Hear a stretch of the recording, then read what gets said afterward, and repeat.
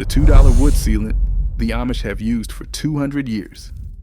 Modern chemical industry banned it. A $2 sealant of boiled linseed oil and pine tar has kept Amish barns standing for 200 years.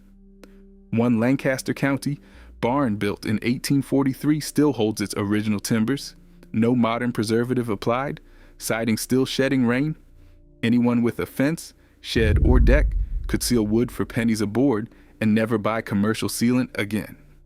Why did the EPA restrict the core ingredients between 1978 and 2002?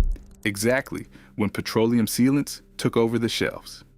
Stay with me. The barn is only where this story starts, because that barn is not an accident. It is not a lucky quirk of dry climate or unusually strong timber. It is the visible end of a chain of decisions that most Americans were never invited to see.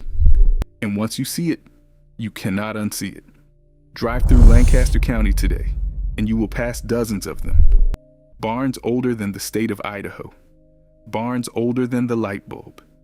Their timbers dark, almost oiled looking, streaked with the color of old amber, where the sun has hit them for a century and a half.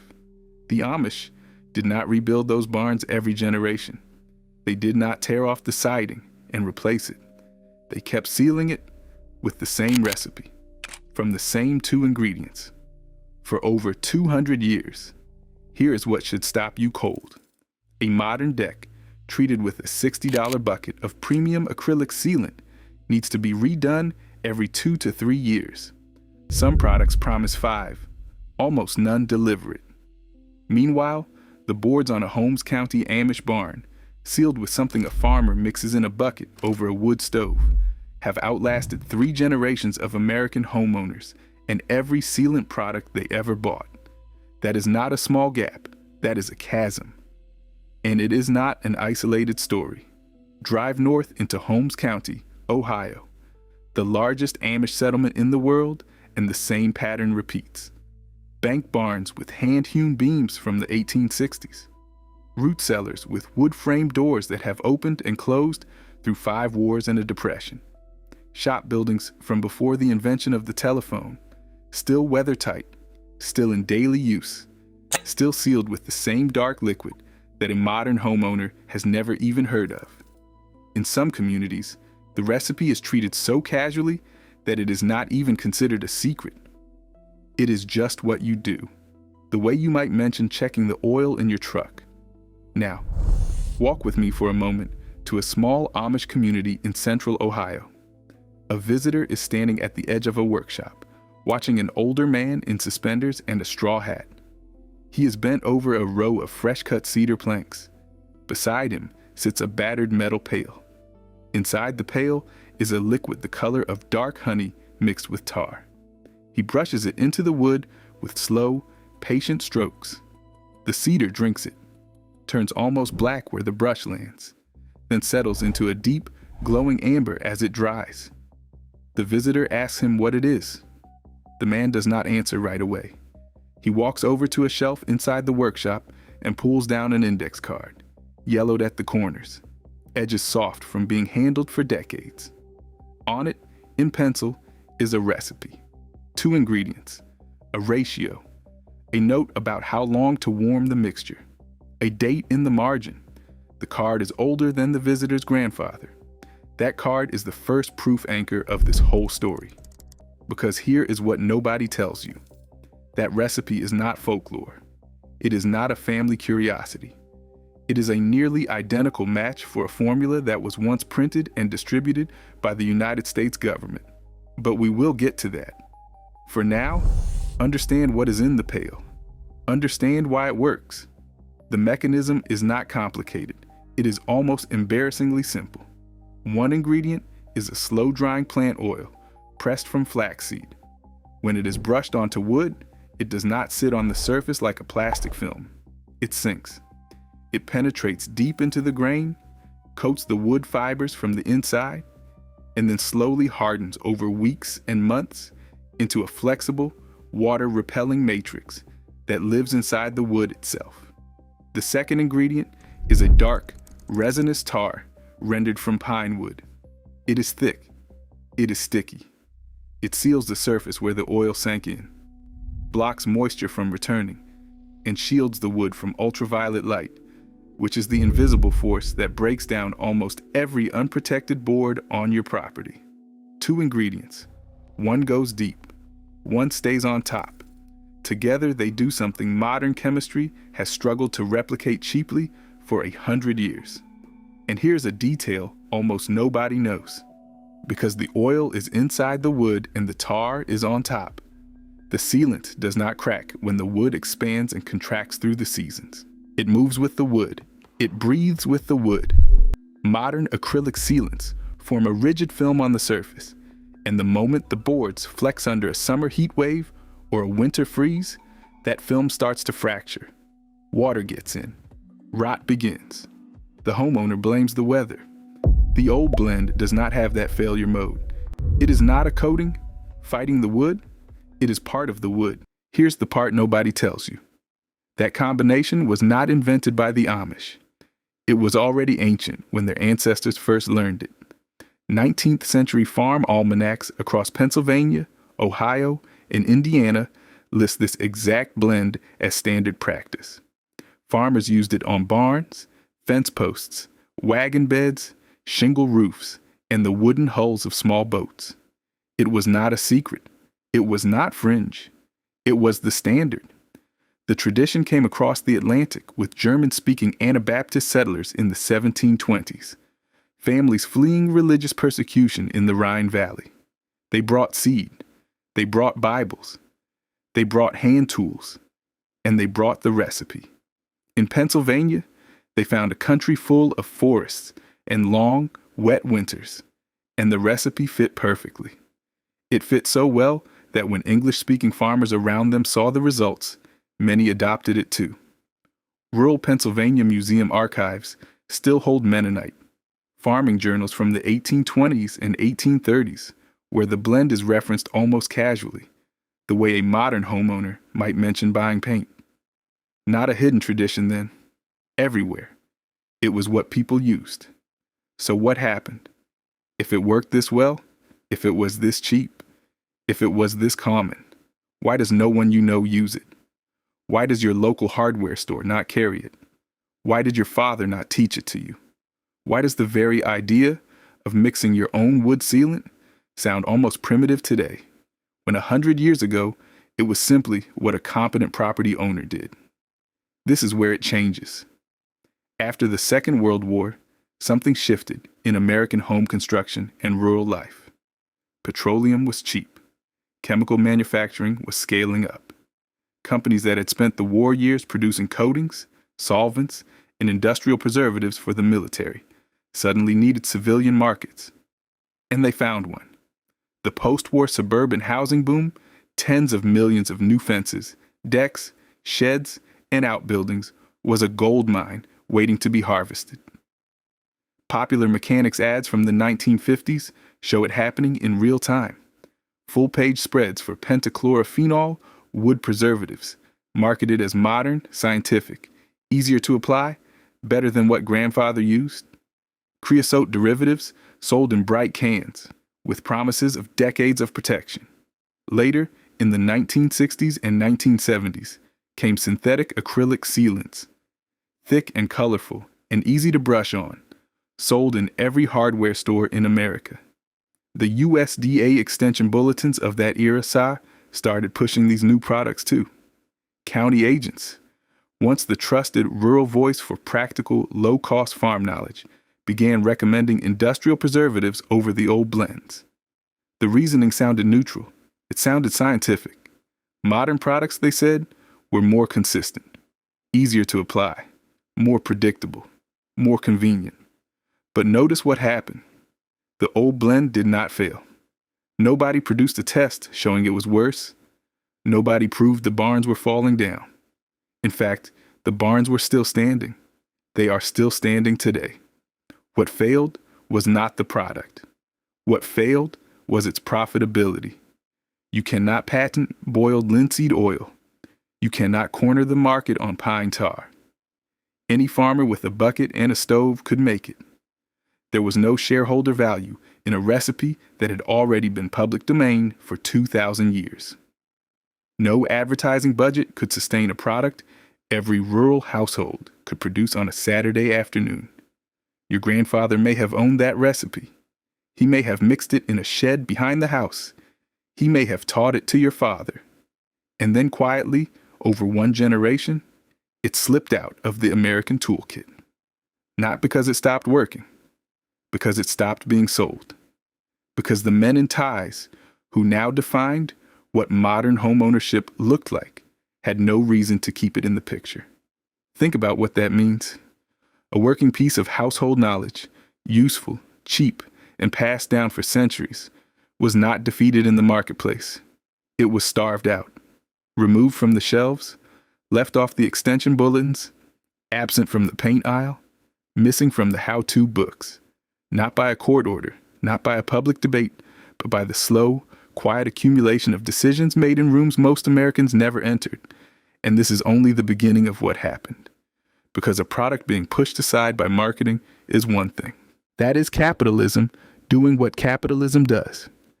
But something else happened next. Something colder.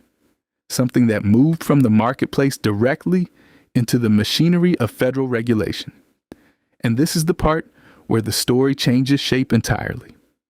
Between 1978 and the early 2000s, one of the two core ingredients of the old blend and several closely related traditional wood treatment substances were quietly reclassified under United States Environmental Protection Agency rules. The reclassifications appeared, one by one, in the Federal Register. Restricted use. Industrial only. No longer permitted in general consumer channels the way they once had been. The language was technical. The reasoning was framed around worker safety and environmental exposure. Some of that reasoning had real weight. Some of it, when you follow it back through the record, becomes much harder to defend. Here's what stayed out of the conversation. In the same window of years that traditional wood preservation ingredients were being restricted, the corporate wood preservative industry was consolidating rapidly. Fewer companies, larger contracts, deeper lobbying relationships with the very regulatory bodies writing the new rules. The industrial replacements, the pressure-treated lumber processes, the acrylic sealants, the synthetic urethanes, were not held to the same restrictions.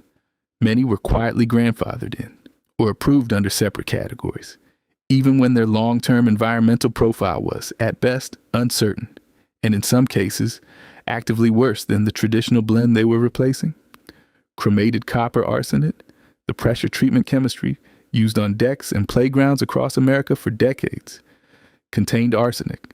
It was applied to backyard structures where children played.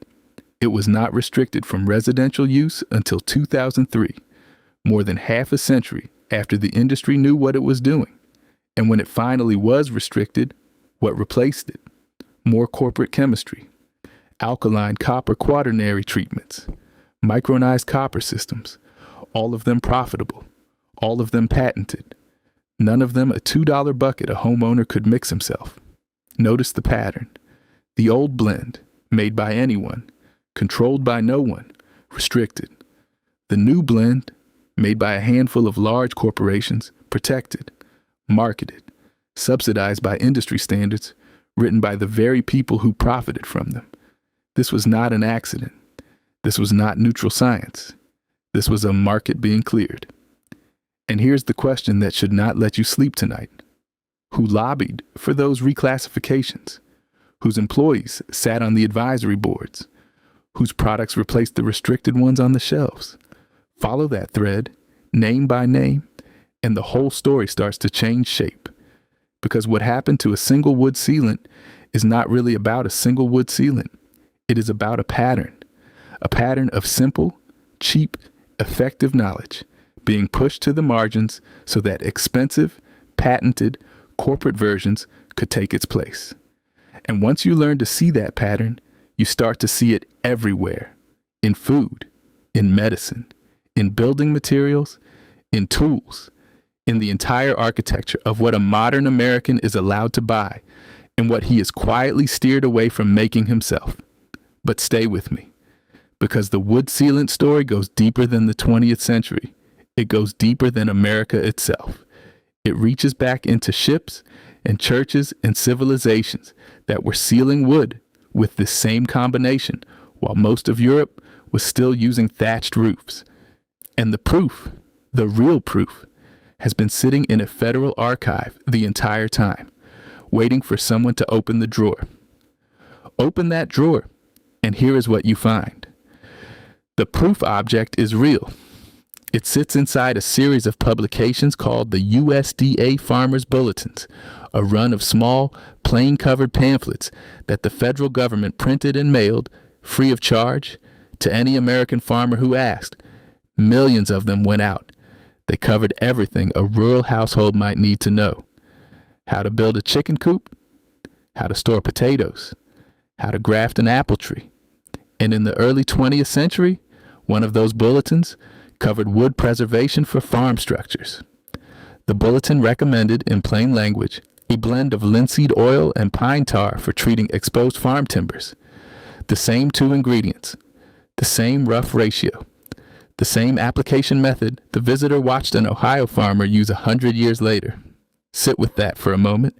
The United States Department of Agriculture, at the height of American rural expansion, was actively teaching farmers to make and use the exact sealant that would later be pushed off the shelves and out of the extension bulletins by chemical manufacturers. The recipe on that yellowed index card was not folk wisdom. It was a federal recommendation. Your great-grandfather may have received that bulletin in the mail. He may have read it by kerosene lamp. He may have mixed the blend the following weekend. And here's the question that follows. If the federal government once printed and distributed this knowledge, at what point did it stop?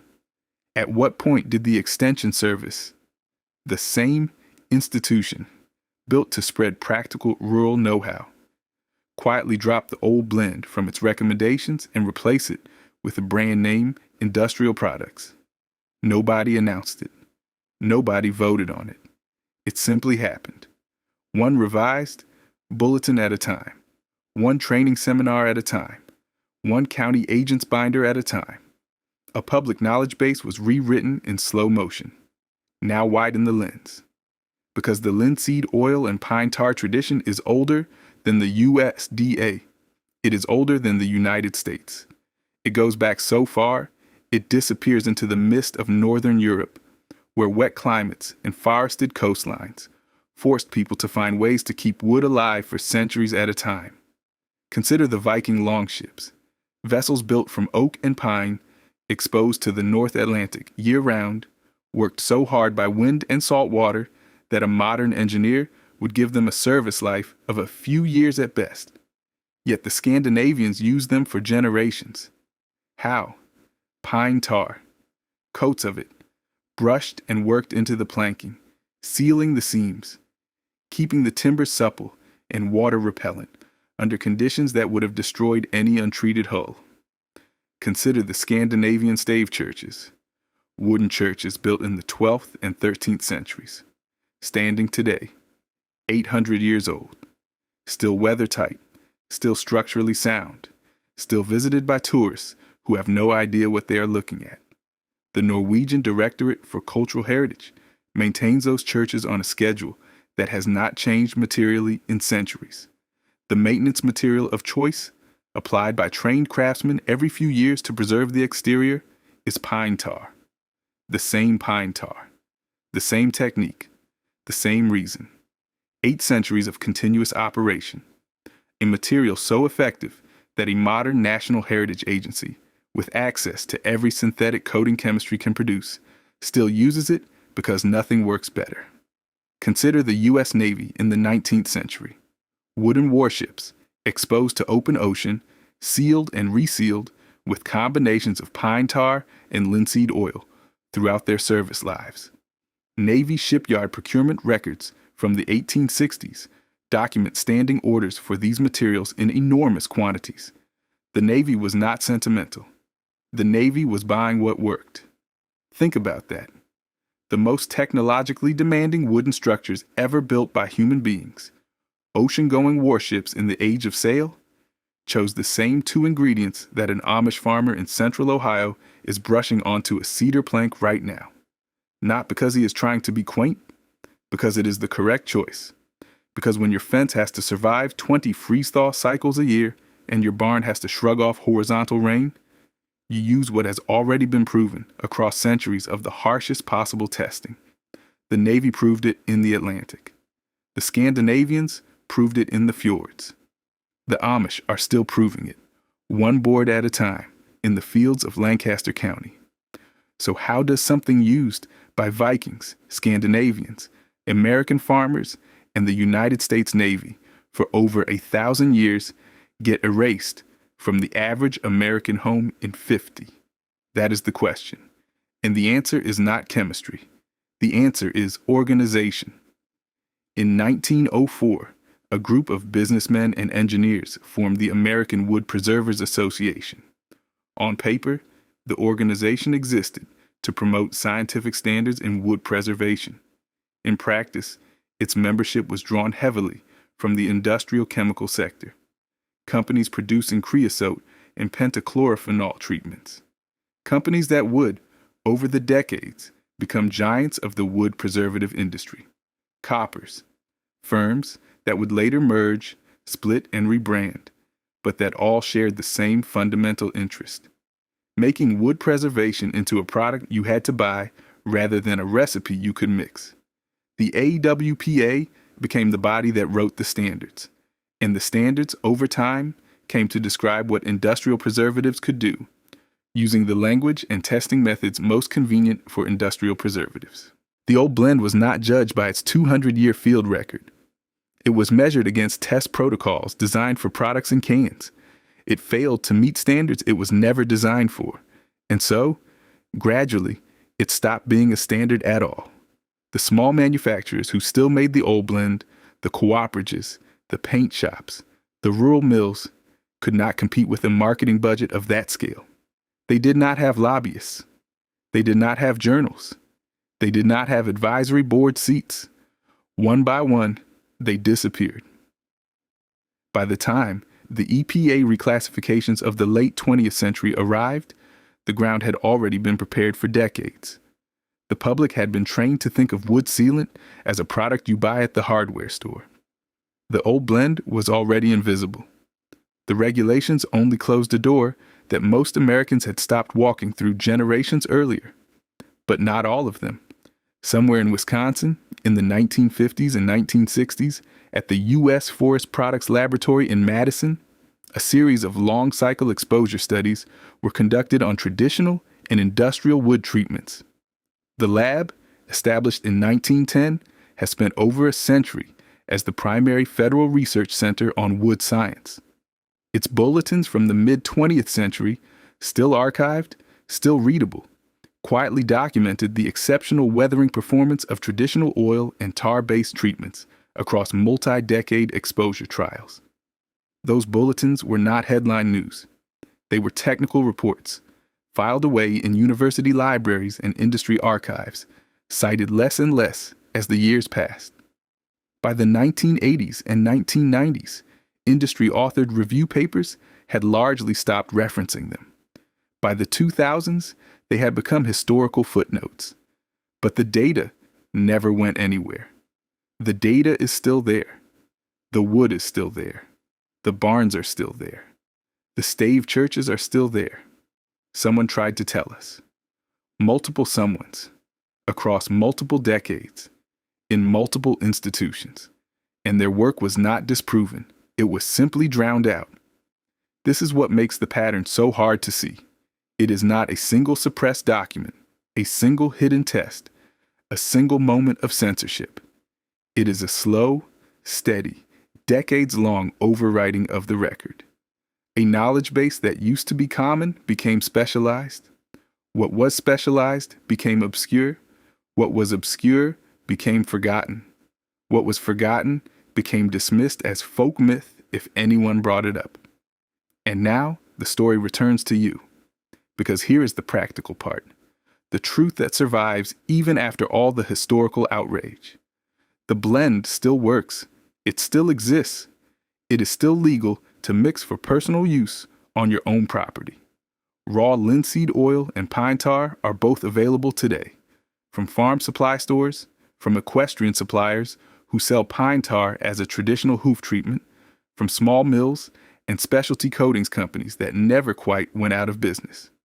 A gallon of each, at ordinary retail prices, will treat a substantial run of fencing, a shed, a set of raised garden beds, or the trim on an outbuilding for a fraction of the cost of the equivalent quantity of premium acrylic sealant, roughly $2 per treated board, depending on the size of the board and the porosity of the wood.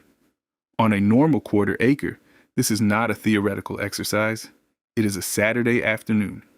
The fence you have been meaning to reseal. The chicken coop losing its finish. The garden gate that has gone gray. The wooden trim on the side of the shed. The playhouse in the backyard. The porch posts. Any of it can be brought back with 2 ingredients, 1 bucket, and a brush. Think about what that unlocks. A homeowner who reseals his own wood every few years, using materials that cost him almost nothing per board, is no longer part of the $60 bucket cycle. He is no longer replacing his deck boards every 8 or 10 years because the surface treatment failed. He is not throwing $100 at the hardware store every spring for a product that will be gone by the next spring. Over the life of a house, that is thousands of dollars. Over the life of a homestead, it is tens of thousands. Multiply that across every property in a town, and you begin to see the size of the market that was quietly rearranged around your grandfather. You do not need permission. You do not need a permit. You do not need a specialty license. You need a recipe that used to be so common, the government mailed it to people for free. And once you have done it once, you will notice something. The wood looks different. It moves differently in the seasons. It smells different, faintly of pine and of old barns, a smell that most Americans under 50 have never really encountered on their own property. You will start noticing the barns as you drive past them. You will start seeing, in the corner of your eye, the difference between 100-year-old timber that has been kept alive and a 20-year-old deck that is already gray and splitting. You will start asking what else you have been trained to buy that you could have made. And that is the real payoff of this story, not the sealant itself. The sealant is simply the proof. The payoff is the pattern of noticing. Because what was banned from the shelves was never banned from the barn. The Amish never stopped. The Scandinavians never stopped. The Norwegian churches never stopped. The Wisconsin lab kept the record. The federal bulletin sits in the archive. The recipe sits on the shelf in a workshop in Ohio. On a card, older than most of the people reading this. The wood never rotted. The story was never a mystery. It was just quietly moved to a place where most people no longer looked. You are now one of the people who knows. You are the type of person who reads the ingredient list, who checks the old bulletin, who notices when a product costs $60 and lasts 3 years, and asks what it replaced, who understands that modern and better are not the same word, who mixes the bucket, who brushes the board, who joins a line of people that runs back through Amish workshops, USDA field agents, Navy shipyards, stave church craftsmen, and Viking shipwrights. That line was never broken. The line was hidden. Now you see it. And once you see it, you belong to it. You become one link in a chain that stretches from a Viking shipwright bending a plank in a fjord, to a Navy carpenter in a Boston shipyard, to a USDA field agent handing a bulletin to a farmer in Iowa, to an Amish grandfather brushing cedar in central Ohio, to you on a Saturday afternoon in your own yard with your own bucket, sealing your own wood the way it was always supposed to be done. So tell the rest of the room. In the comments, name the oldest wooden structure on your property. A shed, a barn, a fence, a porch, an outbuilding. Say how old it is, and say whether it has ever been treated with anything modern, or whether it is still holding on with whatever the previous owner put on it decades ago.